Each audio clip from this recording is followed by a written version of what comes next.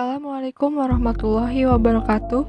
Perkenalkan, nama saya Noviana Rizky, NPM 1950375, jurusan Pendidikan Bahasa dan Sastra Indonesia, Universitas Pasundan Bandung. Nah, di sini saya akan memaparkan atau mempresentasikan tentang orkestrasi dalam puisi. Apa sih orkestrasi itu? Orkestrasi dalam KBBI atau Kamus Besar Bahasa Indonesia adalah seni mengolah karya musik sehingga dapat dimainkan oleh orkes. Misalnya musik untuk piano diubah untuk orkes atau instrumentasi. Nah, kalau orkestrasi puisi adalah bunyi musik dalam puisi. Pada dasarnya, aspek orkestrasi merupakan salah satu unsur yang dapat dimanfaatkan untuk memperdalam arti, memperjelas tanggapan, memperdalam perasaan, dan merangsang tumbuhnya respon psikologis yang menimbulkan rasa dan suasana tertentu.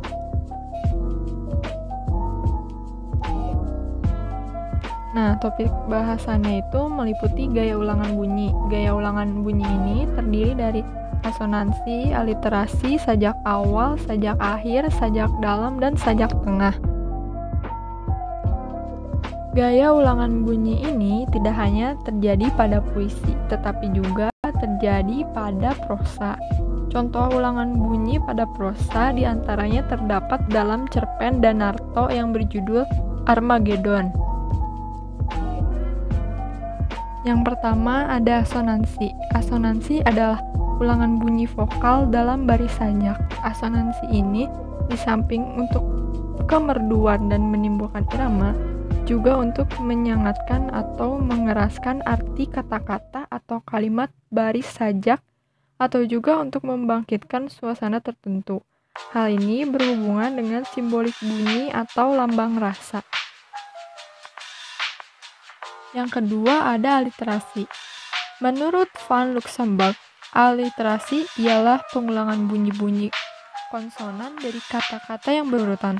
Aliterasi berfungsi mendekatkan kata-kata lepas dari hubungan semantik biasa.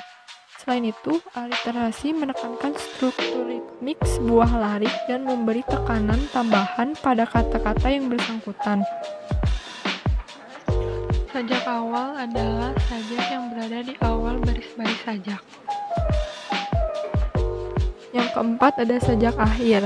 Sajak akhir adalah pola persajakan atau ulangan suara di akhir-akhir tiap baris. Dapat dikatakan sajak akhir ini yang paling banyak dipergunakan dalam sajak untuk mendapatkan efek estetis berupa hiasan, penyematan intensitas makna, atau sering untuk pertentangan arti dan untuk menimbulkan irama yang menyebabkan liris atau ekspresivitas. Yang kelima ada sajak tengah. Sajak tengah adalah pola sajak di tengah baris antara dua baris atau lebih. Pada umumnya sajak tengah terdapat dalam pantun. Nah, yang terakhir adalah sajak dalam. Sajak dalam adalah sajak yang terdapat di dalam satu baris, gunanya untuk membuat sajak berirama. Bahasan selanjutnya yaitu ada gaya kiasan bunyi.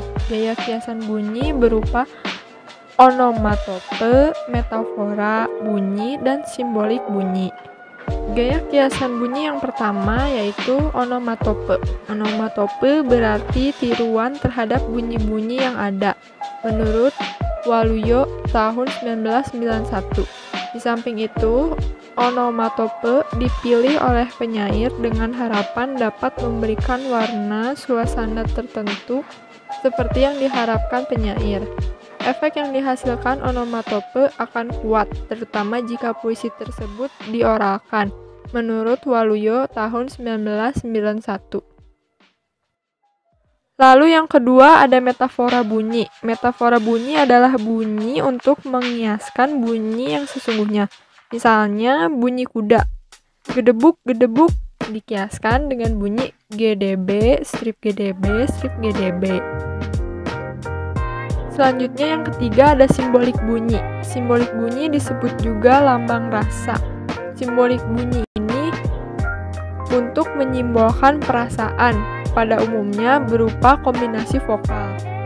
Materi selanjutnya yaitu orkestrasi bunyi. Orkestrasi bunyi adalah bunyi musik yang terdapat dalam karya sastra, terutama puisi. Yang pertama ada kakofoni. Kakofoni adalah kombinasi bunyi yang tidak merdu atau parau, disebut kakofoni.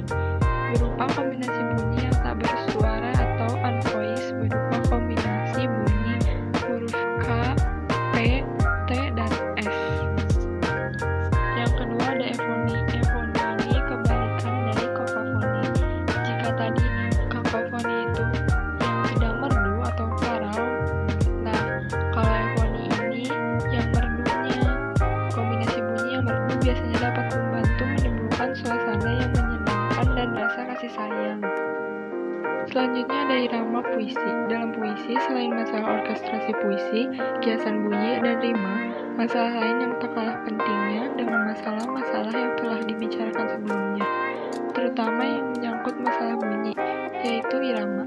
Sebetulnya, irama dalam puisi hampir sama dengan irama dalam musik, karena keduanya ditentukan oleh ukuran waktu atau tempo.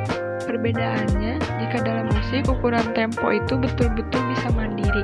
Dalam puisi, ukuran tempo tergantung dari banyaknya bunyi suku kata, baik pada kata, frase, maupun kalimat dalam setiap baris.